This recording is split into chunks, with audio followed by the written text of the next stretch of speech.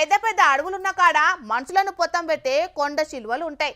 అవి బక్కపల్సగుండే మనుషులను చిన్న చిన్న పిలగాన్లను ఆ ముక్క పెడతాయి. అగో అచ్చంగట్లనే గీడొక మోతవారి కూడా కొన్నిటిని కడుపులేసుకున్నాడు. ఆయన ఏం మింగిండు ఏం కథ చూద్దాం పాండ్రి. వయసులున్న పిల్లగాన్లు బండలు తిన్నా అరిగించుకోవాలని ఎనకటి పెద్ద మనుషులు ఉత్తగా అంటుండే. బండలు తింటామా?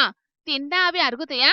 మరి ఉత్తరప్రదేశ్ గజియాబాద్ కాడుండే గీ సచినన్న ఆ ముచ్చటను మస్తు సీరియస్ గా తీసుకున్నట్టున్నాడు.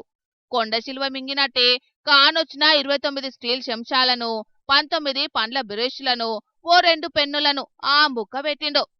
ఇంతకు రొట్టె సబ్జీ తినాల్సిన నోటితోని స్టీల్ సామాన్లను ఎందుకు మింగిండంటే దీనికి పెద్ద స్టోరీనే ఉన్నదొల్లా. ఈయన మంచి పోతవరి అట. అంటే గదెనొల్లా మందు సుక్కలను పొద్దుమాపు తేడా లేకుండా పోత వస్తాడట. లీటర్లకు లీటర్లే షీప్ లిక్కర్ను లివర్ లీకేటట్టు తాగేదట. ఇక ఇంటోళ్ళు ఈయన కథ ఎట్లనో ఉన్నది. ఆయనతో పానం పోతదని మందు మాన్పించే ఉపాయం చేసిండట. తీసుకుపోయి డీ అడిక్షన్ సెంటర్లో వారేసిండట. ఇగాడెట్లుంటది? మత్తు సుక్కలకు బదులు మందు గోళీలు, టైంకి తిండి, అది కూడా సాలని డైట్. ఈ రామ్ లేకుండా డాక్టర్ల పర్యవేక్షణ ఉంటదాయే. ఇది మనసున వట్టలే.